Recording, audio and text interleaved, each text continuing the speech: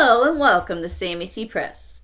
I'm so excited because today we're finally going to be cracking into Something More Than Shakespeare, a poetry workbook by me, Sammy C. You do not have to purchase the poetry workbook to follow along, but if you would like to, I'll leave the link in the description below. So let's get into the introductory things. First of all, this book is dedicated to those who love poetry, but they just don't know it yet. I also have to read this disclaimer. I want to make it abundantly clear. The poets included in this book were picked because of their impact on poetry, thereby changing the way we view it today. They were not picked because of their views, opinions, race, or economic status. This book does touch on small bits of the poets' personal lives, but it does not go deep into their beliefs or their views. Many of these poets were inspired by ones before them.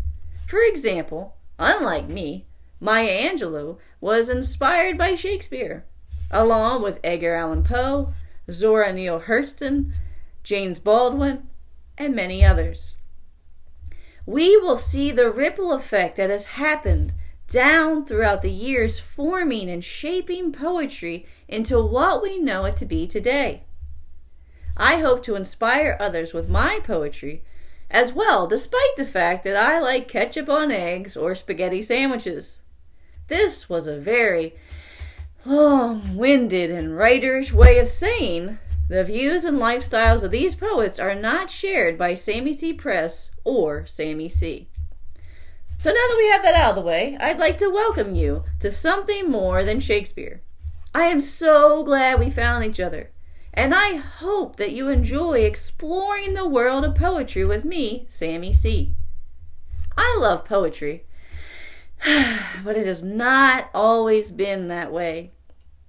When I was in school, we were not taught about poetry until the 9th grade, and you'll never guess who we discussed. Well, you might be able to from the cover of the book. You got it, Shakespeare.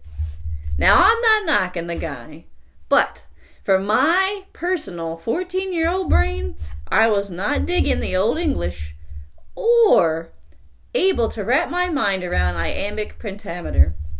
As a result, the door to poetry for me personally was slammed shut at an early age.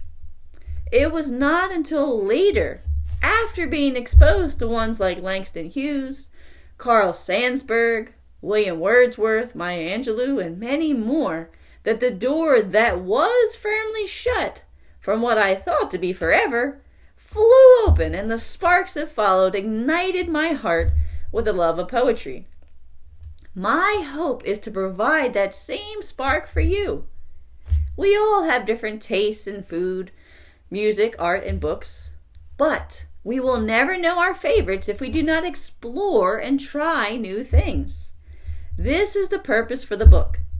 I do not expect you to enjoy all the poems or poets, but if you could take something away, hopefully not I hate poetry, my heart will be warmed to know I have helped to open the door for others in this exciting yet old world of poetry.